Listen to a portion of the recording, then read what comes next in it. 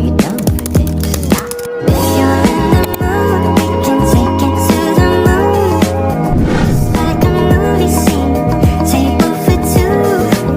No need to be fed, I want you instead.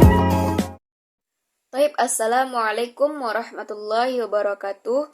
Perkenalkan, nama saya Nabila Laswana dengan NIM 2214020063, Prodi Pendidikan Bahasa Arab kelas B, Fakultas Tarbiyah dan Keguruan, Universitas Islam Negeri Imam Bonjol Padang. Baiklah, video ini saya buat untuk memenuhi tugas mata kuliah Hadis Tarbawi dengan dosen pengampu Dr. Zulheldi MAG. Baiklah, langsung saja. Alhamdulillahirabbil alamin, wassalatu wassalamu ala asrofil anbiya'i wal mursalin wa ala alihi wa ashabihi rasulillahi ajma'in, amma ba'du. Pertama dan utama sekali, marilah kita panjatkan puji dan syukur atas kehadirat Allah Subhanahu wa Ta'ala yang telah memberikan rahmat dan karunia-Nya kepada kita semua, sehingga kita dapat sehingga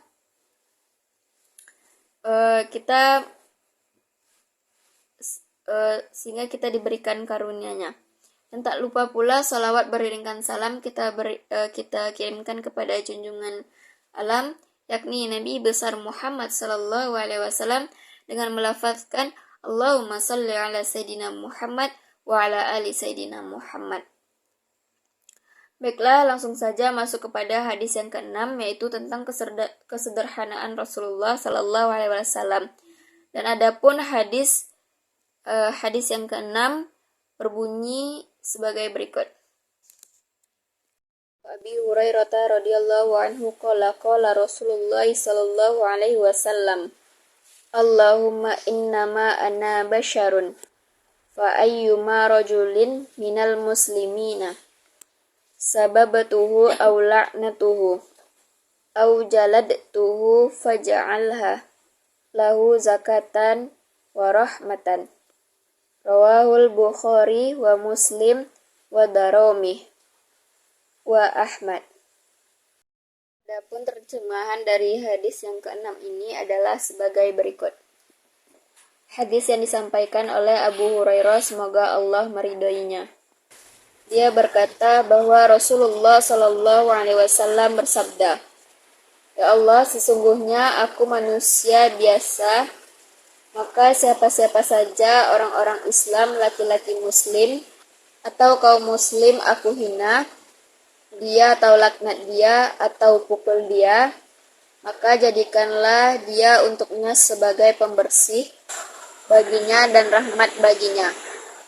Hadis yang diriwayatkan oleh Imam Bukhari, wa Muslim, wa Ahmad, wa Darimi.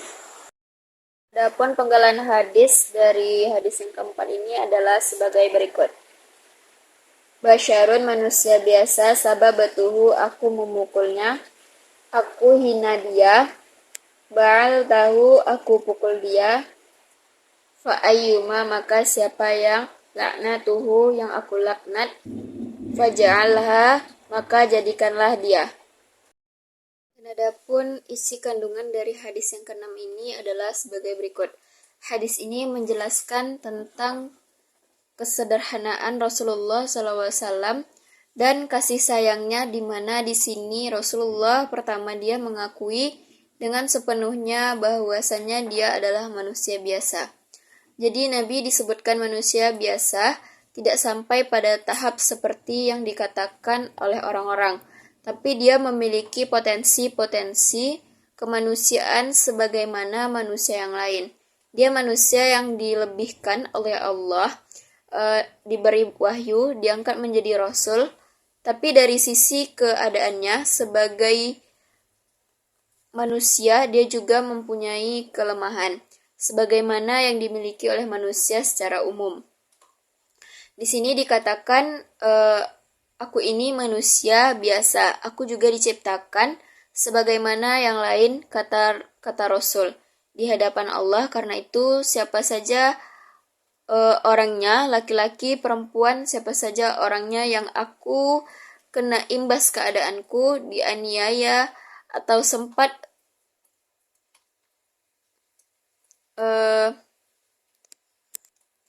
aku melecehkannya atau aku pernah melaknatnya, mengutuknya, mendoakannya yang buruk padanya,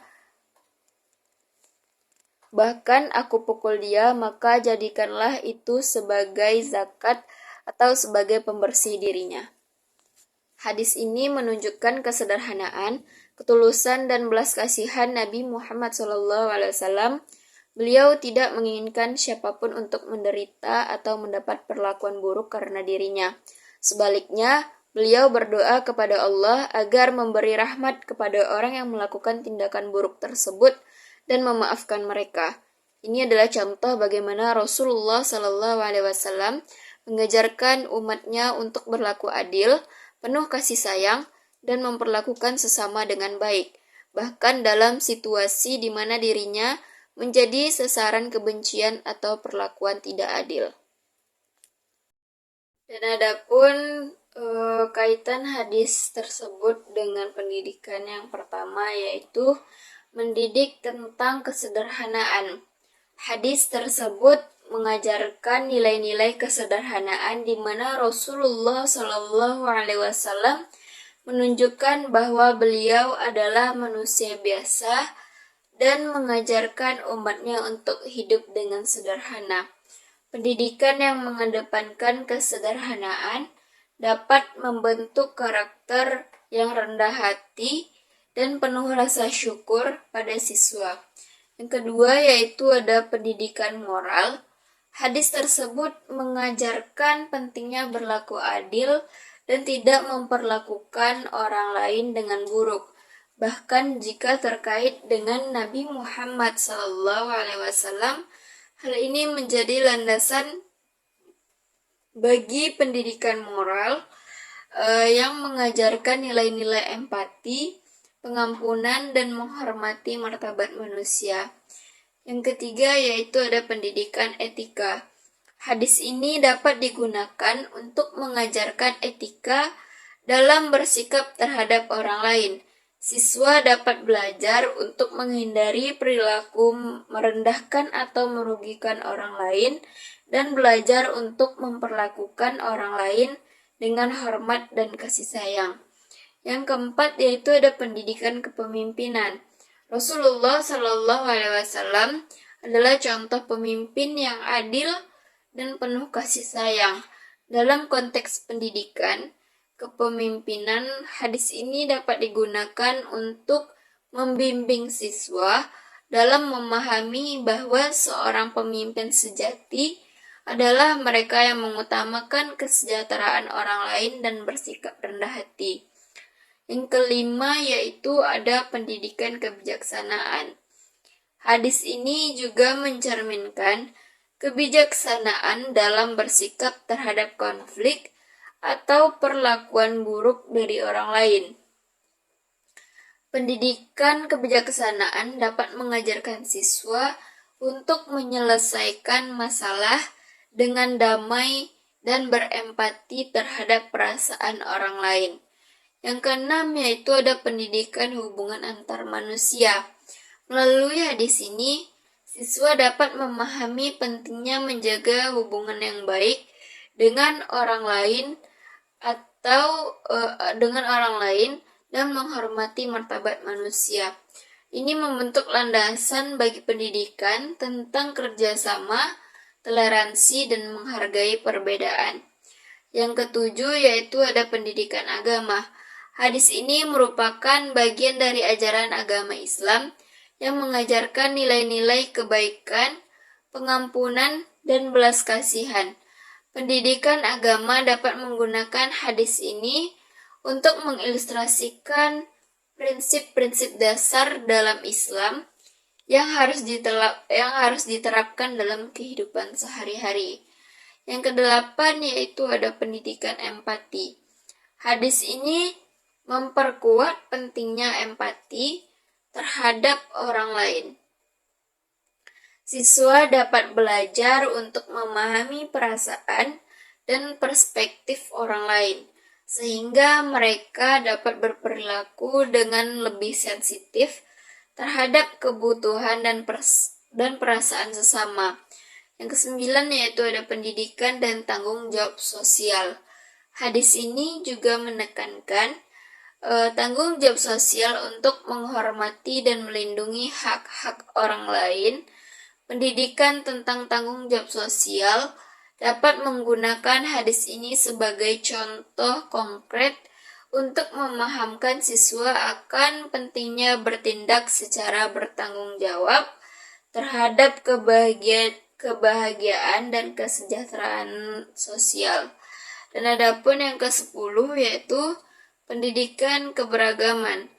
Hasil ini relevan dalam konteks pendidikan keberagaman di mana siswa belajar untuk menghormati dan menghargai perbedaan antar individu. Mereka diajarkan untuk tidak membeda-bedakan atau menghina orang lain berdasarkan latar belakang atau keyakinan agama mereka. Dan adapun cara pengimplementasian hadis tersebut dengan pendidikan, yang pertama yaitu dengan cara integrasi nilai-nilai hadis dalam kurikulum. Pendidik dapat mengintegrasikan nilai-nilai yang terkandung dalam hadis tersebut dalam kurikulum pelajaran. Misalnya, materi pelajaran agama, etika, atau pendidikan moral dapat mencakup pembahasan tentang pentingnya kesederhanaan, penghormatan terhadap sesama, dan penolakan terhadap perilaku yang merendahkan. Yang kedua yaitu ada dengan diskusi kelas. Mendiskusikan hadis tersebut dalam kelas sebagai bagian dari pembelajaran yang berpusat pada siswa. Guru dapat memimpin diskusi tentang makna hadis, implikasinya dalam kehidupan sehari-hari, dan bagaimana siswa dapat menerapkannya dalam interaksi mereka dengan sesama. Yang ketiga yaitu ada studi kasus. Guru dapat menyajikan studi kasus tentang situasi di mana siswa dihadapkan pada pilihan untuk memperlakukan orang lain dengan buruk atau dengan baik. Kemudian, siswa diminta untuk menganalisis situasi tersebut berdasarkan nilai-nilai yang terkandung dalam hadis tersebut dan mencari solusi yang sesuai dengan hadis tersebut. Selanjutnya yaitu ada dengan pengembangan program pendidikan karakter. Pengembangan program pendidikan karakter, sekolah dapat mengembangkan program pendidikan karakter yang menekankan nilai-nilai seperti kesadaran, keadilan, empati, dan pengampunan. Program ini dapat mencakup kegiatan-kegiatan ekstrakurikuler, pengalaman belajar di luar kelas, dan acara sosial yang dirancang untuk memperkuat nilai-nilai tersebut. Yang selanjutnya yaitu ada pelatihan tentang keterampilan sosial. Guru dapat memberikan pelatihan keterampilan sosial kepada siswa, termasuk cara berkomunikasi secara efektif, menyelesaikan konflik dengan damai, dan berempati terhadap orang lain. Pelatihan ini dapat membantu siswa dalam menerapkan nilai-nilai dari hadis tersebut dalam interaksi sehari-hari. Selanjutnya yaitu ada model perilaku guru. Guru dapat menjadi contoh yang baik dalam menerapkan nilai-nilai kesederhanaan, keadilan, dan empati dalam kehidupan sehari-hari mereka di sekolah. Melalui perilaku mereka, guru dapat menginspirasi siswa untuk mengikuti jejak mereka dalam mempraktikkan nilai-nilai yang diajarkan dalam hadis tersebut. Selanjutnya yaitu dengan proyek pelayanan masyarakat. Sekolah dapat menyelenggarakan proyek pelayanan masyarakat yang menekankan pentingnya membantu dan menghormati orang lain dalam masyarakat. Melalui proyek ini, siswa dapat belajar untuk mengaplikasikan nilai-nilai dari hadis tersebut dalam tindakan nyata untuk meningkatkan kesejahteraan masyarakat. Dengan mengimplementasikan langkah-langkah ini, pendidik dapat membantu siswa memahami, menghargai, dan menerapkan nilai-nilai yang terkandung dalam hadis tersebut dalam kehidupan mereka sehari-hari. Ini akan membantu membentuk karakter yang kuat dan berempati serta menciptakan lingkungan sekolah yang penuh kasih sayang dan hormat terhadap sesama. Mungkin hanya sekian yang dapat saya sampaikan. Lebih dan kurang saya mohon maaf. Wabillahi taufiq wal hidayah. Wassalamualaikum warahmatullahi wabarakatuh.